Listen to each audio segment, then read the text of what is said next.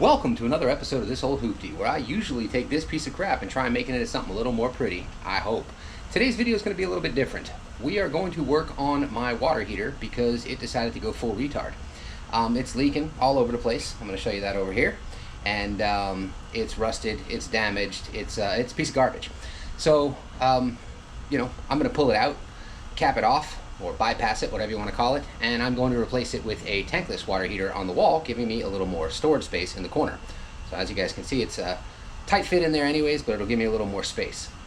Quick disclaimer, if your water heater explodes or starts leaking, you should probably call an electrician and a plumber and a therapist and have that thing fixed. But we're not going to do that. I'm going to rip it out, bypass it, cut it up, throw it in the front yard so the garbage takes it, and then I'm going to replace it with a tankless water heater. So let's get started. The first thing we're going to need in today's video is a busted water heater to remove. We are also going to need something to cut and disconnect the electrical, cap off the wires. I'm going to be using 3/4 inch copper pipe to build a bypass. I'm going to use two 3/4 inch by 3/4 inch elbows, one for each end, so I can cap off the two pipes that are, you can see that up in the corner here.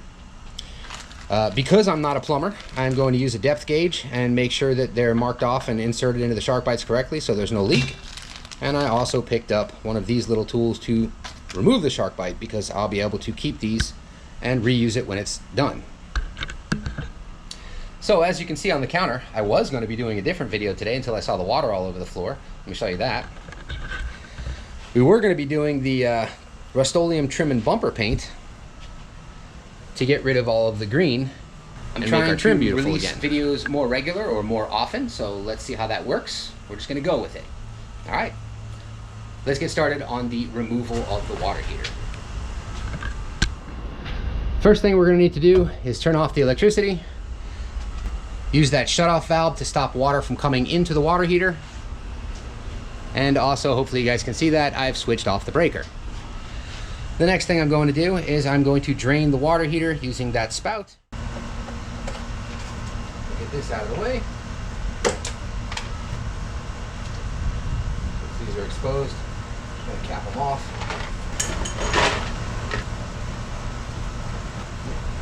None of this wiring or armored cable is going to be being reused. I'm actually going to take all of this back off and cap that off inside the wall and put a cover on that outlet box there because new stuff is running up on the wall behind me. I'm going to be running a brand new conduit over to this wall behind me to put the tankless. That way I get all this extra storage space when I'm done. Next step is going to be getting yourself a hose and connecting it to the out on your water heater. Let's open the valve and let all the water drain out. And as you can see, the water heater is emptying out.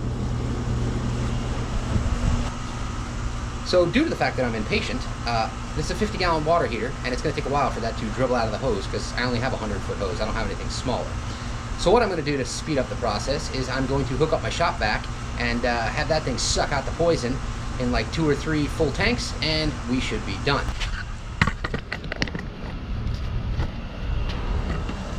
Turn this on.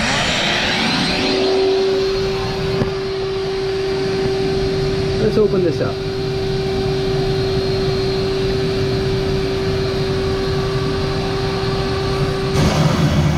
See that? Alright, so that thing's super noisy. Gonna give it a shake every once in a while to see how full it gets. Looks like it's gonna take about a half hour each time I fill the bucket. So we're gonna be here a while. I'm gonna put you guys on the time lapse and then we will switch to the cutting of the pipes. Be right back.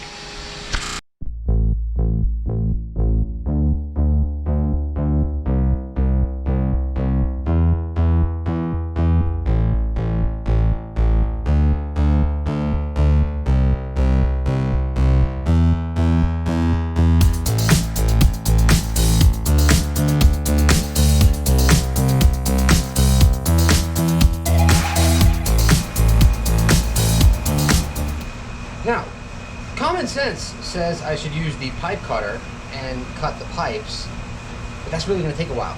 So we're not going to listen to common sense. Let's get it. Woo! Damn, look at that. I will smooth out the edges before I go and put the tips on there. I know it's not going to work right unless they're perfect, But there's the plan. Empty, off. Empty, off. Awesome. We're getting somewhere. An expansion tank is not needed with the tankless water heater that I'm installing, so I'm going to cut these back to here on both sides. That way I can just run the pipes over or to the back wall.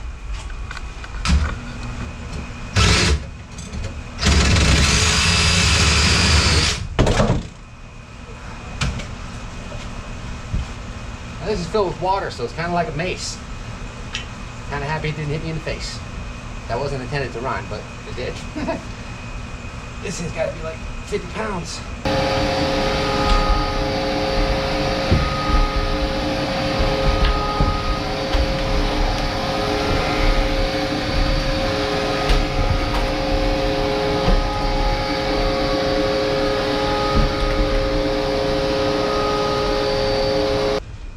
Man, that's loud. We got enough water out of it to make it light enough to move, so now I'm just going to throw it out the door.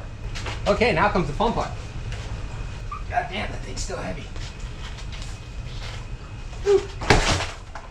Oops! Now, that's the easy way to empty it out. That hole is bigger than that hole. It's a little SMR, I think it's called Relaxing Waterfall. Okay, enough screwing around, let's get back to work.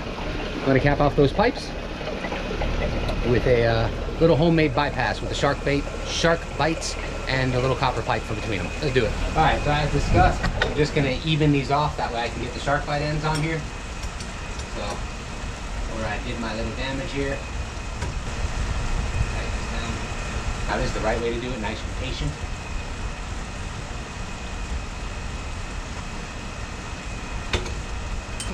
Now we have a nice smooth cut on this side. We're going to deburr the edge here and get this all clean and ready for the shark bite fitting.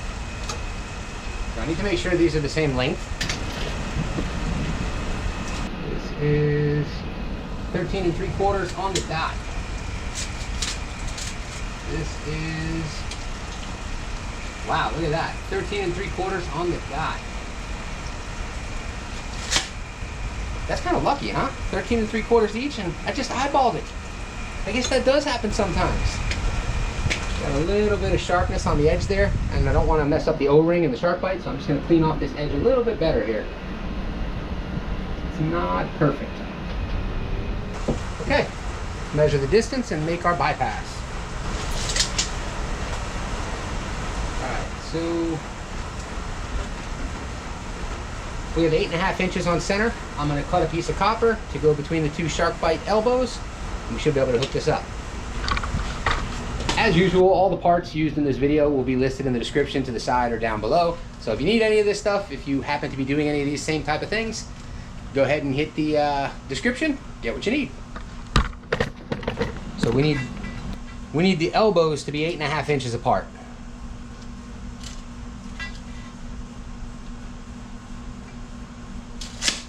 So the easy way to do that, in my opinion, is to do one end. Keep in mind, I'm not a plumber, so there's a very good possibility that I'm doing this wrong. But for me, as long as it works, I don't care. This thing's gonna be on there for a couple days until I get the tankless on the wall and wired into the new sub panel. So there's your disclaimer. Let's go.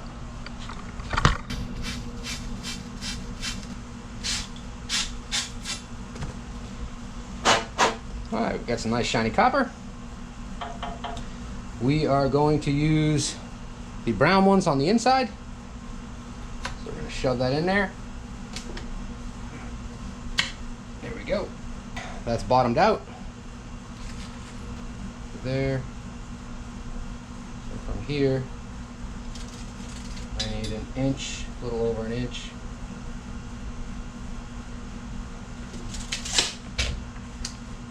Okay. Measure twice, cut once, right? Okay.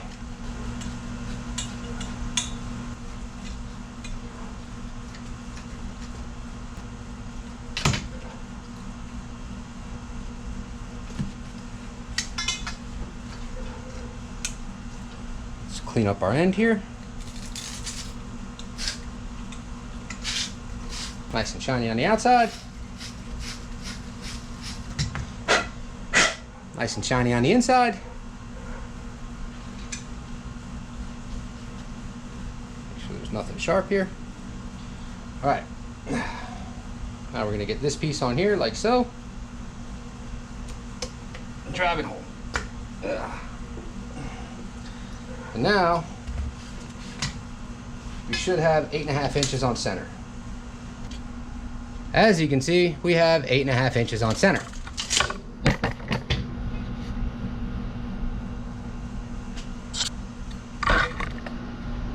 Now comes the tough part. Let's see if this actually fits. Come on. Okay, so the way I understood the instructions on these things is this 3/4 inch is a depth gauge. I mark off the depth on those pipes and drive this home. It should be good to go if it meets up with my lines. So let's see how true that is.